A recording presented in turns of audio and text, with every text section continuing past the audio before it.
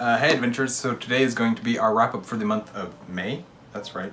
June. June. It's already June. Did we do one for May? July. We did do one for May. Oh, that's good. So these are the books that we read in June, and You better start. I've got a whole bunch of them and Kate doesn't, so I will... Welcome to my new life. Yeah. First one that I read, and we have a physical copy of this. Now. Les Miserables by, or let's see, that's not how he said it. It was Les Miserables, I think is how he said it, by Victor Hugo. So this is one that I have needed to read forever, and as you can tell, it's rather chonky, and it's a classic. And I listened to the audiobook, and I thought it was really good. There's definitely some information that I understand why people abridge the book version, because there's some excessive description, and I like description. I'll do another one real quick. Another book that I've been needing to read for years and years and years, The Once and Future King by T.H. White. This is only the first 4 books. This is not the Book of Merlin, which is the 5th book, and I believe it was unpublished before T.H. White's death or something like that. I don't know how that all worked. I haven't looked into that at all. It just randomly popped into my head to say that. But yeah, so I read The Once and Future King. Overall, my thoughts are, it's fine. It's nothing as grand as I was really hoping it would be, and as so many people claim that it is. And I will, let's see, I'll do another one. Worldbinder by, who is this author? David Farland. This is the 6th book? Yes, the 6th book in the Rune Lord series by David Farland. This is one, Worldbinder. What did I think about Worldbinder? I really, really liked Worldbinder. I don't think I liked it quite as much as book 5, but there was, it's a very different story from book 5 at this point.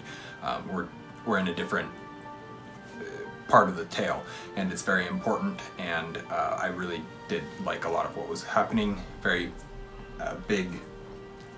It's clearly a Earth, or not Earth, a world binding book. It involves a lot of worldwide repercussions and things like that, and there's some really interesting things and confusing things going on with the lore here. Okay, I'll do a book now. Go for it. I read Unblemished by Sarah Ella, which I don't own a hard copy of. I actually read most of this in May, and then it was kind of like I had started in the ebook, and then I borrowed a friend's book, and then I couldn't borrow that one anymore because I was leaving their house, and then anyhow, it took me a while because I couldn't really keep my hands on a copy of it, but I ended up finishing it, and I really enjoyed it. I'm really fascinated with the world and where she's going with this world she's created in Unblemished, and I want to read more of the series. Yeah, it was really interesting, and it was a little, I found sections of it difficult to follow, and I don't know if that was just because I split up like where I read it so much, and so my attention was not consistent through all of that, but overall I did like it.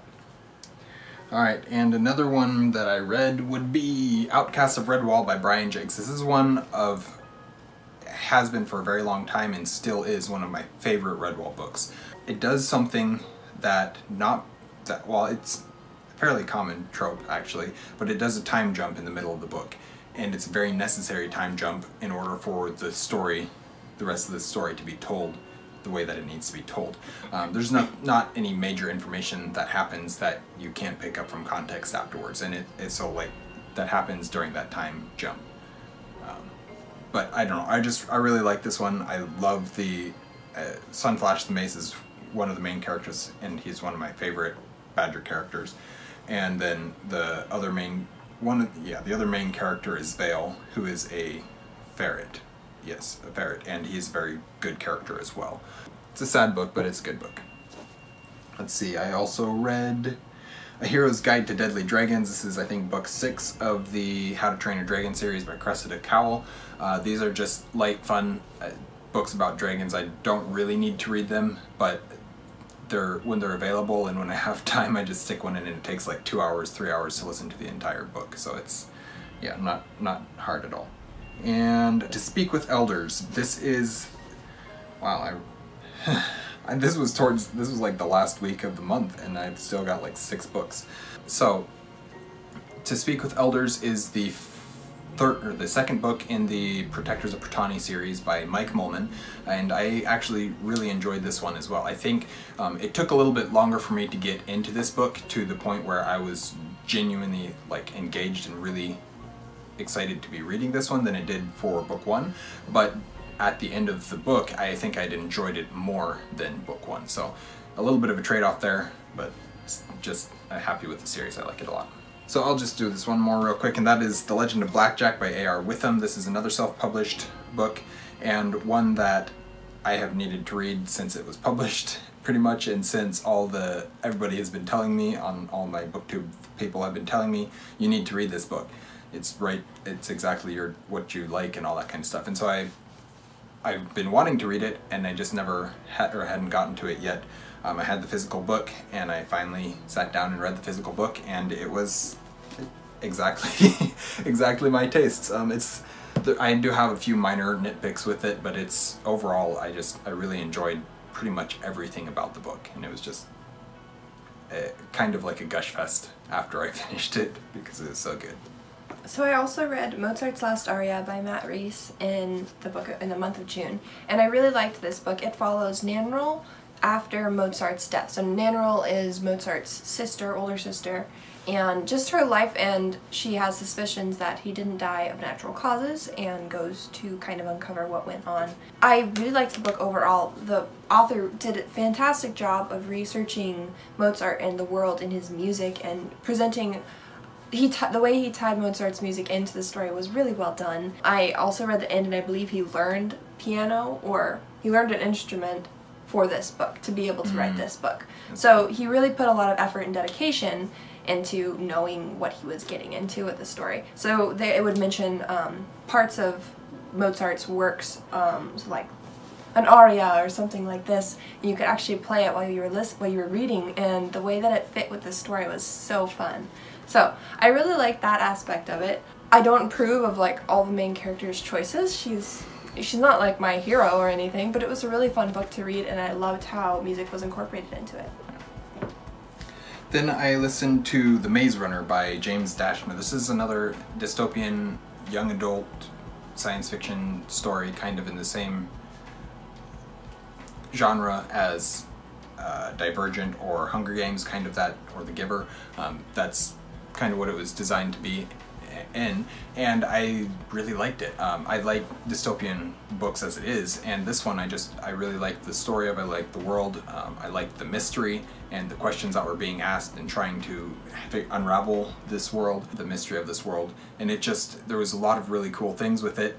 I feel like there's some aspects that they could have delved a little bit more into, but I'm actually excited to read book 2, and I want to continue on with the series because I like dystopian books. What about that ending? We haven't talked about that ending yet. We haven't talked about it yet, but I've read this too. It's been a while though. Then I listened to Grave Peril, which is book 3 of the Dresden Files by Jim Butcher, and I did not like this one.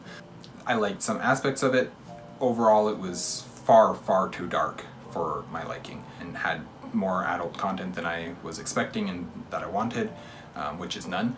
But I expected there to be some, and there was more than that. And it was dark, it was evil, it was not something that I wanted to be reading, and I just about DNF'd it. I ended up, because I had it on audio and I didn't have another audiobook, I just kind of continued listening as I was sitting at work typing up things, but it wasn't something, I'm genuinely not sure if I will continue with the series at this point.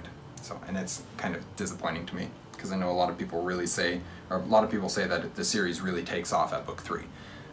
And if this is what they mean by takes off, I probably won't continue the series. But then I ended actually on a high note. I spent 2-3 days not reading anything because, well, it's not actually true. I finished reading Roverandom by Tolkien.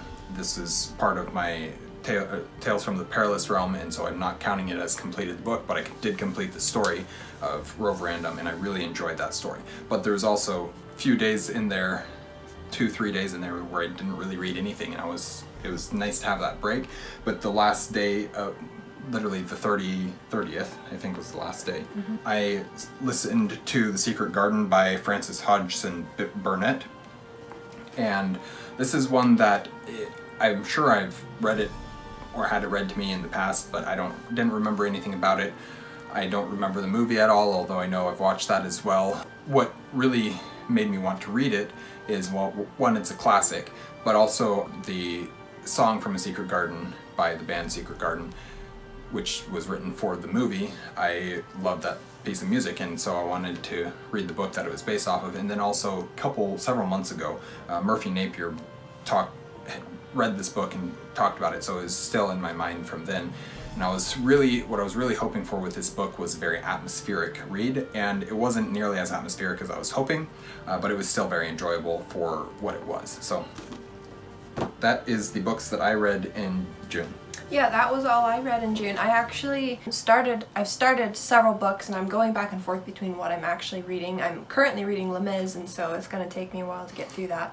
Plus, just my life schedule is different than what it was before.